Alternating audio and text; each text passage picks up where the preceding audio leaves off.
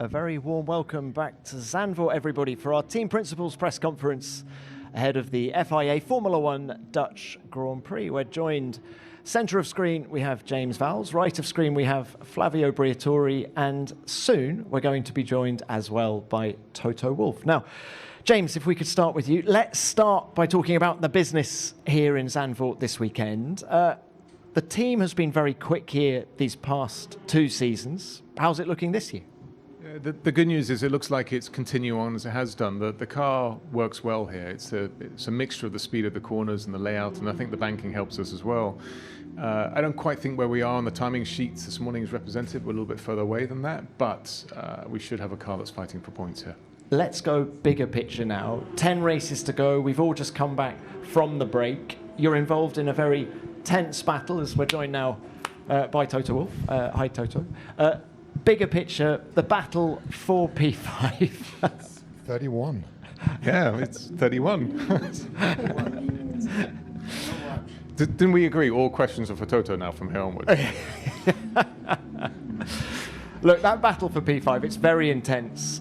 Just give us an idea of what the message is to the team as you go into battle for these last 10 races. Yeah, I think we put an upgrade on the car in Spa. That it's our last upgrade, but it should put us in a position now where it's going to be tough. But we are in the fight for 5th to the end of the season. That's the reality behind it. We just have to do everything perfectly well. Now, of course, nothing happens perfectly in Formula One, but the message to the team was, we know we're focused on 26. We know we're asking a lot of you here at the track to deliver everything you can with the car we have. And we know that other teams like Aston and potentially Sauber will keep pushing that car further forward.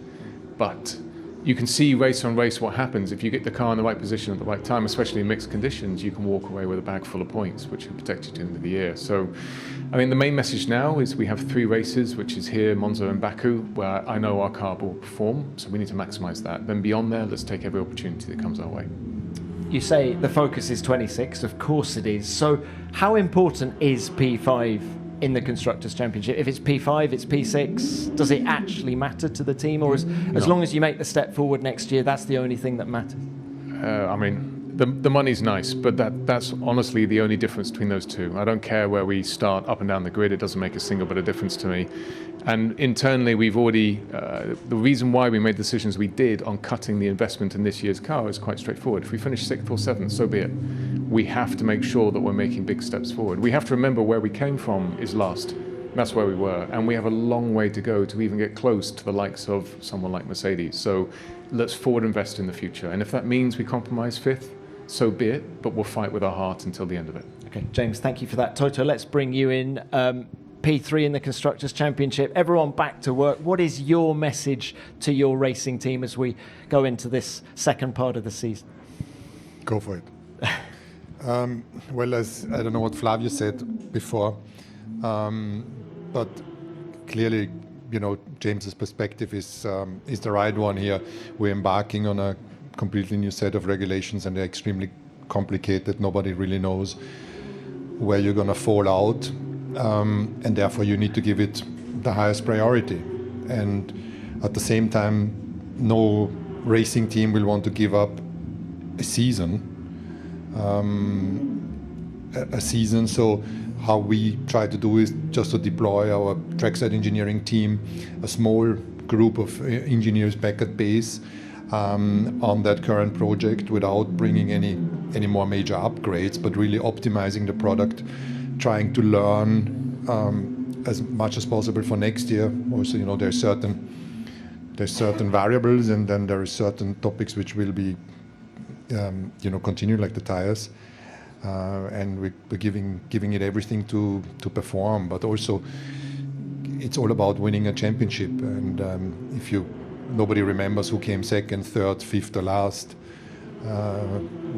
and that's why you need to see the positives. The further down the chain you are, the more wind tunnel time you're going to get for the following year, and that certainly new regulations is of a massive advantage.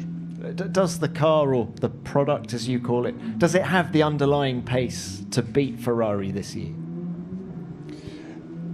There is big fluctuations in performance. You know, in this sport we tend to be manic depressive, that one weekend you're great or Ferrari is great, everybody says, well, now they're on a trajectory to challenge McLaren and finish second, and the next weekend is us again. And I think it's very difficult to predict. Now, I'm sure we're going to hear who your driver lineup is in 2026 soon, but can I talk about a driver who has recently been announced as a Cadillac driver, Valtteri Bottas? What does he bring to a new team, do you think?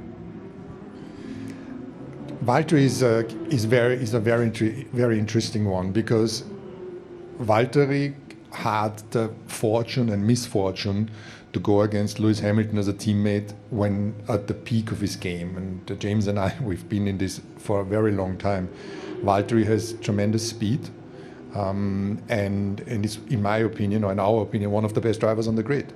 Valtteri left the Mercedes team because we promoted George Russell. He's similar to Kimi today, a young gun that was with Williams for a time because he was in the junior program and looked very, very promising. So that was Valtteri. Since then, he's dominated every teammate that he has had in whatever car. So I'm really happy. Obviously,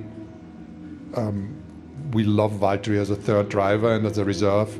I said it before, if one of our works drivers were to have a fish poisoning, we put someone in a car that can be as fast and competitive. There is no compromise that we would have by putting Valtteri in the car on a given Saturday or Sunday. And that obviously goes missing because he's going to Cadillac. But at the same time, we're racers, and we love for him to have the opportunity in going back onto the grid in an exciting new project, and I'm sure he will shine. Thank you for that. Flavio, good to see you again. Can I bring you in on the subject of Bottas, first of all? Bottas and Perez, were they ever an option? Flavio, to be fair enough, was part of the process. Flavio, were they ever an option for you at Alpine? No, really. We talk. I talk with a lot of people. I talk with Bottas as well. We talking with Toto as well at the time, but really never was a discussion for Bottas to drive me from Alpine. I think so Alpine helped Bottas a little bit to sign the contract with Cadillac. We done some marketing, but this is the reason, honestly. And I like Valtteri because he's a super driver, and what Toto says is exactly the same. He was unlucky to be in Mercedes at the same time with Lewis, when Lewis was really the peak of the driving, etc., etc. We have a different idea, but it's nice to have Valtteri back. It's nice to have this driver back with a lot of experience, but I'm looking for something else. Well, can we talk about the incumbent now in your second seat, Franco Colapinto? What do you need to see from him for him to retain that seat? I think so. I see everything already. I don't think so I see anything anymore. And it's difficult. I think so for this driver, it's very difficult to cope with this car. These cars are very, very heavy, very, very quick. And for the young driver to put in Formula One, maybe was not the timing to have a Franco in Formula One. Maybe need another 1 year to be part of Formula One. And I'm not happy. Look, the result. What is important is the result. He tried very hard. We tried very hard with the engineering to please him in everything, but really it's not what I expect from Colapinto. Okay, look, final one from me. Steve Nielsen starts work for the team next week. What do you see as job number one for him? Well, it's not the job number one. When you're having Formula One in one team, it's a job for the team. And it's be good. I know Steve a long time. Was with me at the time of Renault, and we need somebody like Steve. We need a team manager. We need somebody know the system, somebody know the people, and somebody coordinating the team from A to Z. It's not only one job I expect from Steve. I expect Steve to be in charge from A to Z. Basically, is what the managing director is doing. And I'm happy to have Steve next week. I believe the first day is Monday, and our first race with Steve is in Monza.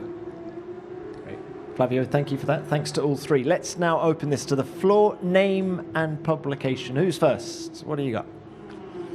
Yeah. Diletta Colombo Automoto, a question for Flavio.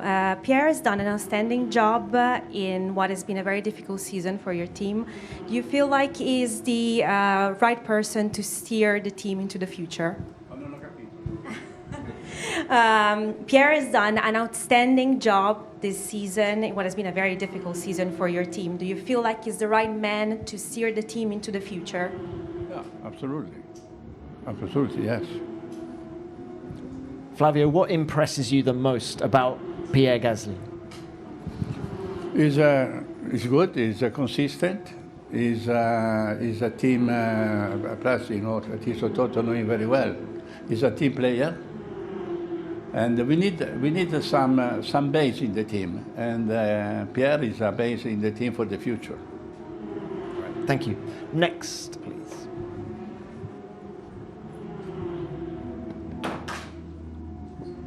Christian Mehnert, motorsportmagazin.com. Another question for you, Flavio. Flavio? Keep going. Good idea. Okay, Christian, on you go. Yeah. Flavio, another one for you. Christian Horner could be available for your team. Did you consider him taking on board the Alpine project? Did you already talk to him, as he's a good friend of you as well? Thank you. I no consider in this moment anything, and Christian is not in Formula One in this moment anymore. I hope he's come back soon, but for the moment he's not in the picture of Alpine. Okay, next. Leonid Kluv, Grande Premium. Question to all three. Imagine you're Graham Lowden, team principal of Cadillac, and you have 4 candidates for next year. Checo, Valtteri, Felipe Drugovich, and Mick Schumacher. Who would you choose and why? Thank you. It's for me? All three of you. You can start, Flavio, if you'd like. I live in Toto. Toto, take out the bag, exactly. Well, they have all pros and cons. I think what Cadillac went for is something that you can understand. They went for experience. I don't know how many wins and podiums there are between Valtteri and Checo. And I think for that stage of the project, it is understandable then that they did that. James? Yeah. Or Flav? With all these things, we only have part of the information, so you need to understand what else comes as part of those packages. But I agree with Toto. Their first year is going to be tricky and difficult, and I think experience may guide the way in where they're going. The same of Toto, nothing else. Okay, thank you. Next, where are we going? Yeah. Ivo Pakvis, Panorama. Question to Toto. Toto, loyalty has been a very important factor in your team under your leadership in a world that demands a constant flexibility and adaptability. How do you maintain that flexibility in the context of that loyalty? Flexibility and loyalty. I think what's most important in our job is to be transparent. I think Flavio has always shown it. He says what he means. And with drivers, and the same is with us. Once you decide to embark on the road, this is what you do. You are being open about it. And for us as a team, integrity and loyalty are key factors. But that doesn't mean you're not flexible. Sometimes you need to readjust, recalibrate. There's a change of circumstances. But most important is within the team to have an open conversation about these things. Thank you. Next. John from the race to Flavio. Renault's got a new CEO just come in recently. How have your conversations with him gone? What kind of targets and have you laid down together? And do you still see this team on the roadmap to fight for podiums next year and potentially the championship in 27? I don't hear you. new CEO for Renault. You have a new CEO for Renault. The new CEO for Renault was in Renault in the last 30 years. It's no new. It was number 2 of Luca De Meo. Nothing changed. He's very enthusiastic about the program of Formula One. Renault want to stay in Formula One. I believe Francois is being Monza for the first race, but I know him very well. And really the program is the same. The chairman, Senar, is very supporting Formula One. We need doing better result. This is what we need doing for next year. But this year it is so very complicated for us. We put a lot of effort for the 2026 car, like Toto said, it's not easy to interpretation of the rule, etc., and maybe we put the mistake to not have any step from the beginning of the season to now, and we pay for that. But as well, in this moment, in 310 is a 10-15 car. I mean, we know we have a big handicap about power, about engine. And we hope to forget this year and to be happy in 2026. This is what we hope in this moment. I hope as well the new chairman of the Renault be very supporting. And for the moment, really, in Renault Group is no big drama, no big change. Everybody's happy. Is the objective for 26 podiums still? Yes, because it's not when you change the job. I change the job. Maybe you give me a job. I had a job with Toto. All right. Next one, please. Luke Smith from The Athletic. Toto, a question for you on Valtteri. Dan Tauris said that you guys had spoken a lot through negotiations and you were still going to chat further about what Valtteri's availability would be through the remainder of this year. What are your thoughts on that? I know Valtteri will be on site as reserve for the rest of the season, but how much freedom will he have to make a head start with Cadillac ahead of next year? Yeah, as I said before, maybe sometimes I'm being a bit naive, but I want to do the best from a racer's standpoint, the best for Valtteri, whilst not compromising the Mercedes status quo. So I think it's pretty easy. You know, Valtteri continues to be our reserve and third driver until the end of the season, and he's giving it all. I have zero doubt that he's going to do it with the utmost integrity. At the same time, I have no problem that he's starting his job in Cadillac. It makes it obviously easier that the regulations are totally different for next year. But I'm happy that, you know, it was no problem for us to release Valtteri for the announcement and the events that that Cadillac did in order to present the drivers, and it will continue so during the year. And I think Graham and Dan and support from GM, you know, this is a very, very strong and ambitious project, good for Formula One, and that's why we want to do the utmost for them to be able to showcase what they will be doing. And therefore, if we need to give Valtteri as a driver for events or for these purposes, no problem. Toto, would that include a test program for Cadillac in the second half of the year, if that materializes? Well, I haven't heard from any test program so far because they haven't got a car. As it stands, you know, we will always be supportive of Valtteri because those cars are so different next year. Thank you for that. Right. Next one, where are we going? Yeah, Stuart. Stuart Codling, Autosport. A question for Toto. Flavio has just shot the idea down, but the rumours don't go away that perhaps Flavio, Christian and Bernie might unite by the Alpine team. What would you make of coming up against a team potentially owned by Flavio, Christian and Bernie? You know, one of them very old adversary, and presumably it would be logistically quite complicated for you to live in all of their heads rent-free simultaneously. Well, that would be an exciting story, I guess, and would create lots of buzz around Formula One, and I think we need that. And you know, Formula One has always been about the best racing with exciting drivers and great personalities, and I feel that you know, when you look back at the grand era of team owners and team principals around Frank Williams and Ron Dennis, Flavio, Montezemolo, and a few others, that's maybe we need to work on that. And if there was such an exciting project, these three guys coming together. All of the mafia reunited. That will give good content, I guess. The shark, the shark mafia. 3 sharks. Yeah. Yeah. Thank you, Toto. Next, please. Dan Lloyd, Race Car Engineering. A question for James. How confident do you feel that Williams can recapture some of its early season form based on what the Belgium update has been telling you and the team's response to the cooling issues you had mid-season? I don't think we'll be back to where we were early in the season. That Ferrari have developed at a really strong rate. Mercedes, you can see, have developed at a strong rate. And the midfield now is incredibly tight. Sauber, well done to them, and Aston as well. It is really tight in that range. Whereas I think before the beginning of the season, there was a little bit of a gap that we managed to push ourselves into.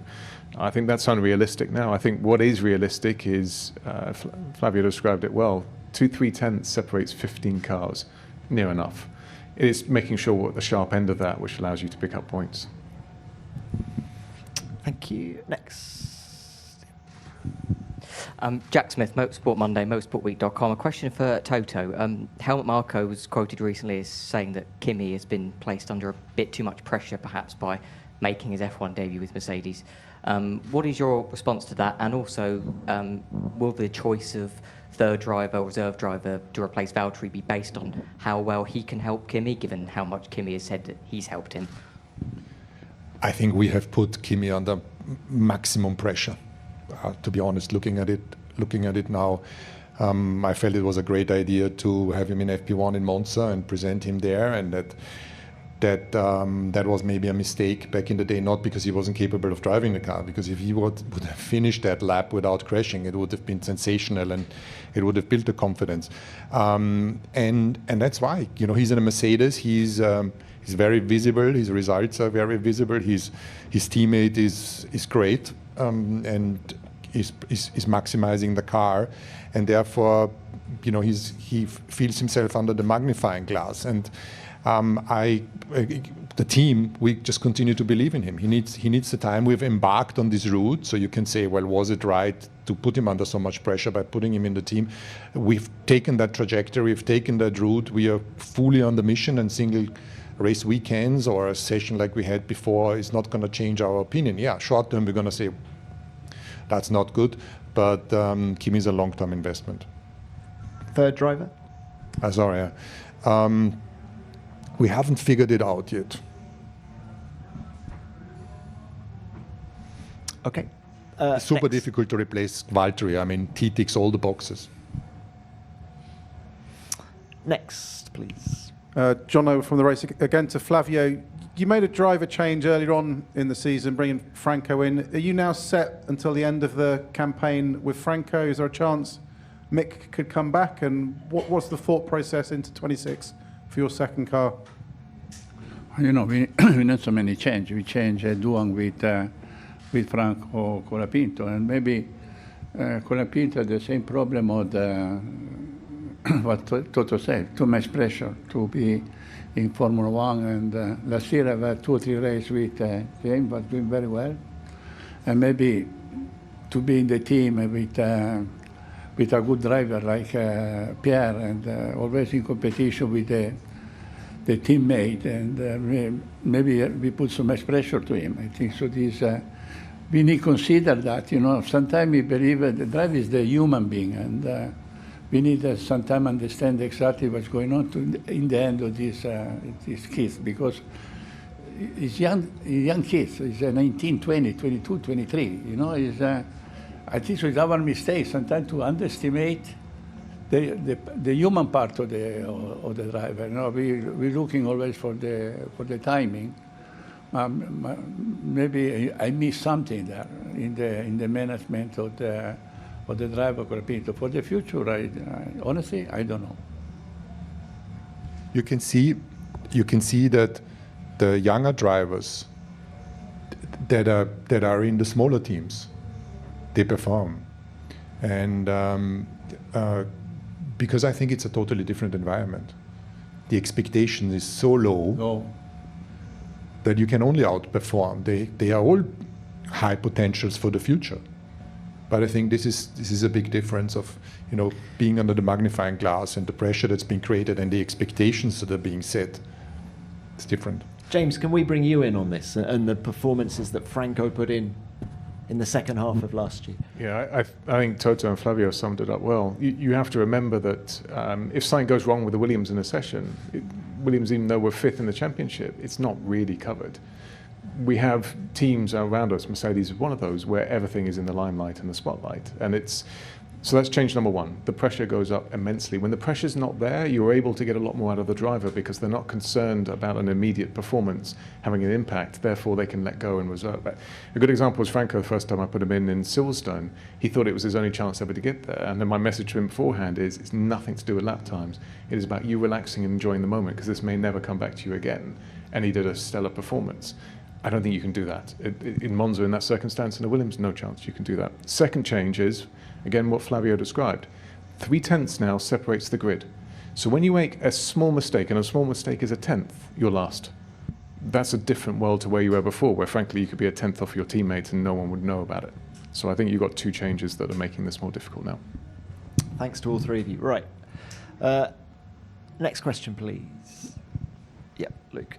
Luke Smith from The Athletic. Again to Toto. George spoke yesterday and he's still very relaxed about his future and getting the contract sorted. Said that you guys were willing to work through the summer, but he said, I'd rather just take that time off. You guys, there's no rush, I assume. Where are you at with all of that? And do you just want to get everything right and dot the I's and cross the T's? Exactly like you say. George is a Mercedes driver since his junior years and Mercedes management, and we clearly know what we expect from each other, what we want. It's a formality, but at the same time, it's important to discuss even the slightest details. You know, how can we extract the most performance out of George? What is it we need to optimize on marketing days, for example? That is, and it's not the amount of marketing days, but it's simply talking about a structure that helps him to perform at its best. And these are the things we haven't discussed them over the summer because we felt we need to just get out of each other's face for a while, and we're going to pick these discussions up, or we have already picked up the discussions. Okay, thank you for that. Any more from the floor? Yes, please. Jonathan Race, to Toto, there were some comments you made recently that have gathered a bit of traction about you saying next year's cars could top 400 kilometers an hour. Is that literally what your simulator's saying, or was it more just a figure of speech and a nice round number? It sounds good, no? Everybody's talking those engines down, so I had to figure out, is there anything positive? And that is. If you were to deploy, obviously semi-sarcastically, but if you were to deploy all the energy on a single straight, you could make those cars go 400 kilometers an hour. And I don't know if somebody got afraid by it, but we could. But there wouldn't be much electric energy left for the other few corners on a track on a circuit. Okay, we're out of time, guys. Thank you very much for that. Best of luck for the rest of the weekend. Thank you. Yeah, we are at the end of the team principal press conference of the Dutch Grand Prix.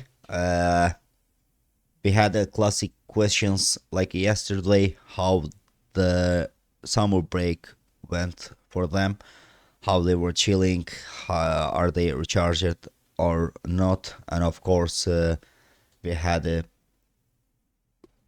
questions for their future plans, and also we had a lot of questions to Toto Wolff for George Russell's contract. As you know, there is still no contract with George Russell, but as I said yesterday on the George Russell's interview, I strongly believe that they are going to do a new contract with him.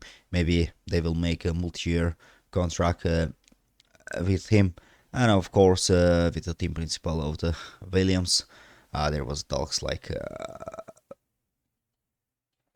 this year's performance, what they are expecting also from the 2026, and of course the same up-down, same questions about the Alpine team principal. Its pressure is going up.